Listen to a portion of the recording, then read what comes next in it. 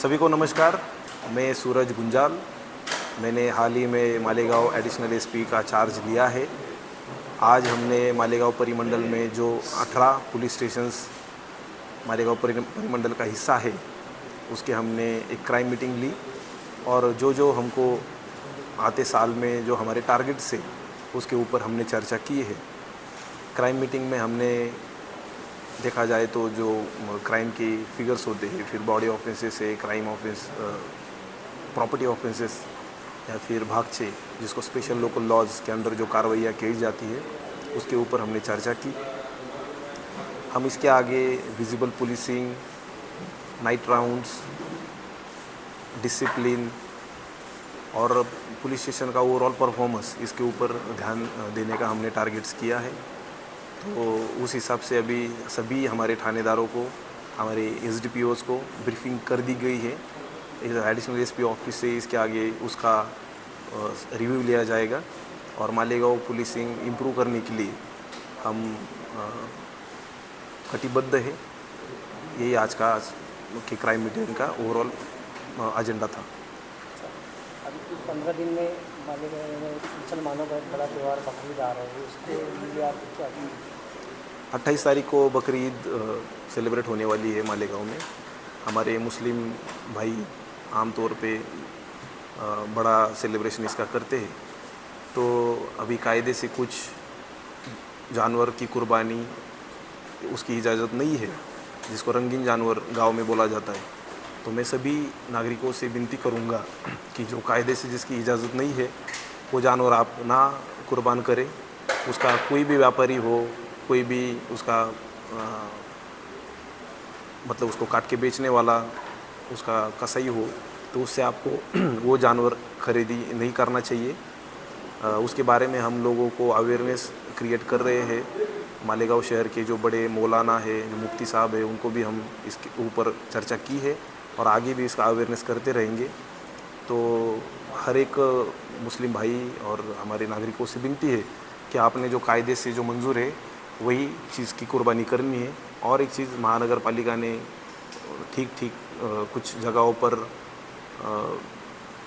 जिसको टेम्पररी कत्ल खाने बोलते, वो उन्होंने स्लॉटर हाउसेस उन्होंने तैयार किए हैं।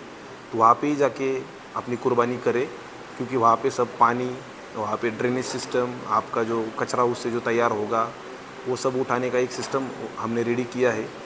आप अगर रास्ते पे करोगे, घर पे करोगे, तो उसका जो ड्रेनेज है, उसका जो वेस्ट जनरेट होता है, तो उसके लिए सिस्टम इन प्लेस नहीं होता। तो उसमें शहर में गंदगी बढ़ती है, स्वास्थ्य के इशू हो सकते हैं।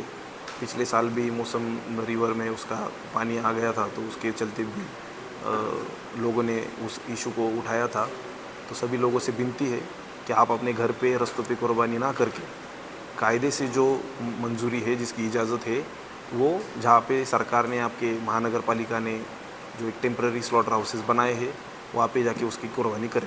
सर शहरियान को आप क्या पैगाम देगा? आज बताओ, आज एडिशनल एसपी यहाँ पे चार्ज लिया है, तो शहरियान को क्या कहेंगे?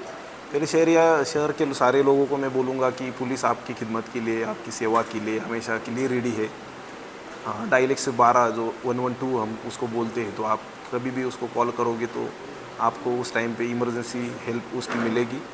हमारे सब थानेदार, हमारे DYSPs, मैं खुद लोगों से मिलने के लिए हमेशा तैयार रहता हूँ। ऑफिस में भी काम चलते हैं। तो आप बिल्कुल बेफिक्र रहे, जो कायदे में रहेंगे उनका हम हमेशा सपोर्ट करेंगे। जो कायदा तोड़ने वाले हैं, जो शहर की शांतता और एक सुव्यवस्था बिगाड़ने वाले हैं, तो उसको हम ज़रूर उनके ऊपर सख्त से सख्त कार्रवाई करेंगे। और आते दिनों आप ज़रूर देखोगे कि पुलिस एक्शन मोड में आई है करके।